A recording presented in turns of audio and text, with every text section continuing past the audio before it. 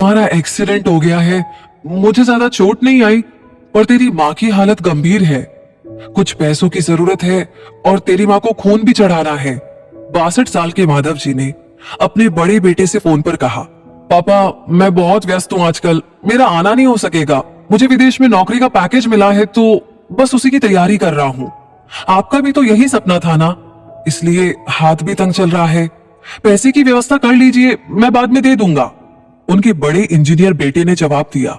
उन्होंने अपने दूसरे डॉक्टर बेटे को फोन किया तो उसने भी आने से मना कर दिया।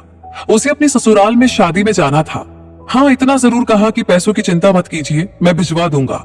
ये अलग बात है कि उसने कभी पैसे नहीं भिजवाए।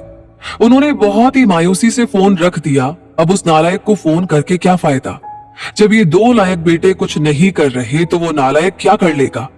उन्होंने सोचा और बोझल कदमों से अस्पताल में पत्नी के पास पहुंचे और कुर्सी पर ढेर हो गए। पुरानी बातें याद आने लगी।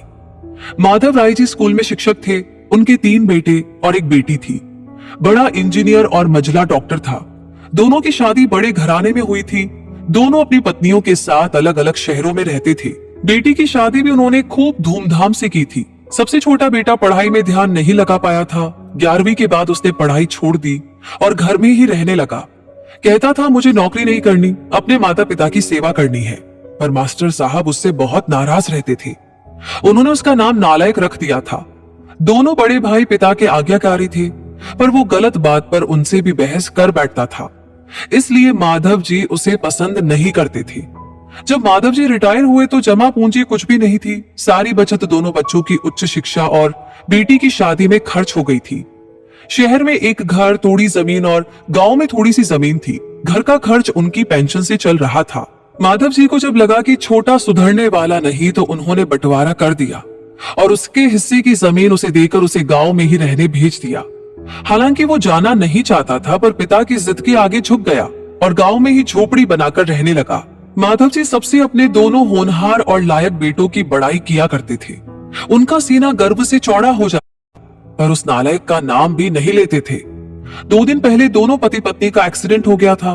वो अपनी पत्नी के साथ सरकारी अस्पताल में भर्ती थे। डॉक्टर ने उनकी पत्नी को ऑपरेशन करने को कहा था। पापा, पापा, ये सुनकर तंद्रा टूटी तो देखा सामने वही नालायक खड़ा था। उन्होंने गुस्से से मुंह फेर लिया, पर उसने पापा के पैर छुए और रोते हुए बोला, पापा आपने इस नालायक को क्यों नहीं बताया?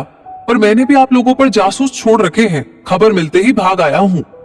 पापा के विरोध के बावजूद उसने उनको एक बड़े अस्पताल में भर्ती कराया। माँ का ऑपरेशन कराया, अपना खून दिया। दिन रात उनकी सेवा में लगा रहता कि एक दिन वो गायब हो गया। वो उसके बारे में फिर से बुरा सोचने लगे थे कि तीसरे दिन ही वो वापस आ गया। महीने भर में ही माँ एकदम भली चंगी हो गई। वो अस्पताल से छुट्टी लेकर उन लोगों को घर ले आया। माधव जी के पूछने पर बता दिया कि खैराती अस्पताल था, पैसे नहीं लगे हैं। घर में नौकरानी थी ही। वो उन लोगों को छोड़कर वापस गांव चला गया। धीरे धीरे सब कुछ सामान्य हो गया। एक दिन यूं ही उनके मन में आया कि उस नालायक की खबर ली जाए। दोनों जब गांव के खेत पर पहुंचे तो झोपड़ी में ताला देखकर चौंक गए। उनके खेत में काम कर रहे आदमी से पूछा तो उसने कहा कि ये खेत अब मेरे हैं। क्या? पर ये खेत तो... उन्हें बहुत ही आश्चर्य हुआ। हाँ, उसकी माँ की तबीयत बहुत खराब थी, उसके पास पैसे नहीं थे तो उसने अपने सारे खेत बेच दिए। वो रोजी रोटी की तलाश में दूसरे शहर चला गया है। बस ये झोपड़ी उसके पास रह गई है। ये रही उसकी चाबी, उस आदमी ने कहा। वह झोपड़ी में दाखिल हुए तो बरबस उस नालायक की याद आ गई। टेबल पर पड़ा लिफाफा खोलकर देखा तो उसमें रखा अस्पताल का 9 लाख का बिल उनको मुंह चिढ़ाने लगा। उन्होंने अपनी पत्नी से कहा, जानकी, तुम्हारा बेटा नालायक तो था ही, झूठा भी है। अचानक उनकी आंखों से आंसू गिरने लगे और वो जोर से चिल्लाए, तू कहां चला गया नालायक? अपने पापा को छोड़कर एक बार वापस आ जा, फिर मैं तुझे कहीं नहीं जाने दूंगा। उनकी पत्नी के आंसू भी बहे जा रहे थे और माधव जी को इंतजार था अपने नालायक बेटे को अपने गले से लगाने का। सचमुच बहुत नालायक था वो। ये कहानी आपको कैसी लगी? इस कहानी को सुनते हुए आपने क्या महसूस किया? प्लीज कमेंट सेक्शन में जरूर शेयर कीजिएगा। साथ ही इस स्टोरी को लाइक आपने ऑलरेडी कर दिया है और ऐसी कहानियां हमेशा आपको आगे मिलती रहे, उसके लिए हमारे पेज को फॉलो करना ना भूलें, क्योंकि आपके लाइक, शेयर और कमेंट्स हमें इंस्पायर करते हैं ऐसी कहानियों पर काम करने के लिए।